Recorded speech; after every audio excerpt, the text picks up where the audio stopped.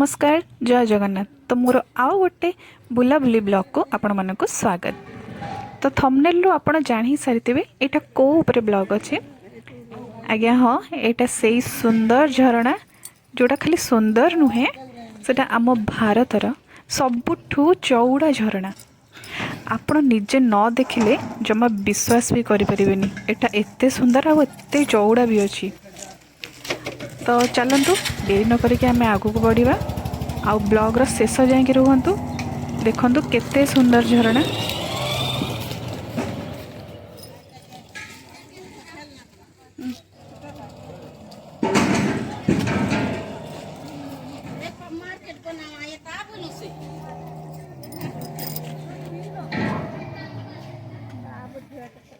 Video करदेवी YouTube रे पकेदी, मौसा माउसी सब देखिदेवे आ कौन। ये माँ देख केते बड़ शिवलिंग। तो किछि बाट गला परे आमको एक विराट क्या शिवलिंग देखागला। मु तो देखिकी बहुत खुशी ही गली कि जा हो एते बड़ शिवलिंग देखा मिलूँ।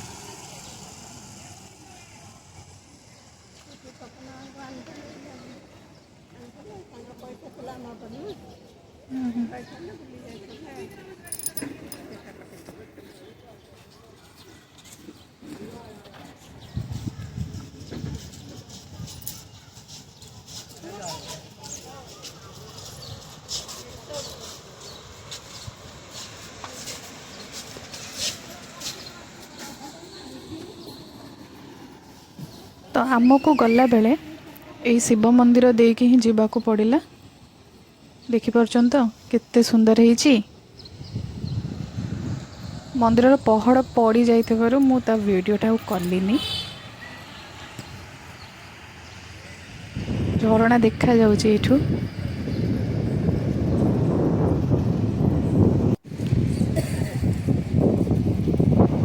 এই जो पानी देखुचंदी एटा होची इंद्रावती नदी।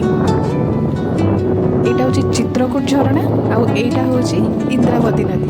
देखि परछन तो केमती ହେଇची।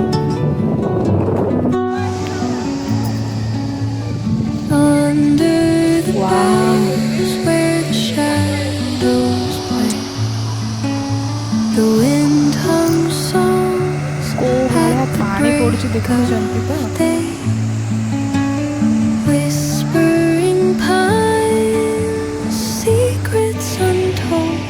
एटी चाहिए आपण मैंने बोटिंग भी करि परिबे, किंतु ये पानी देखिकी मते बहुत डर लागुतला। तो मु बोटिंग करने को जम्मा भी राजी हेलिनी।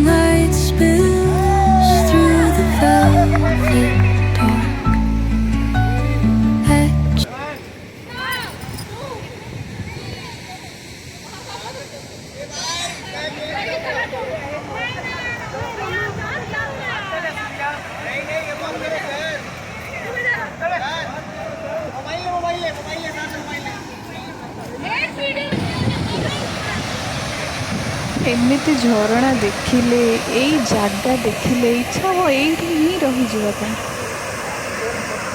कितने सुंदर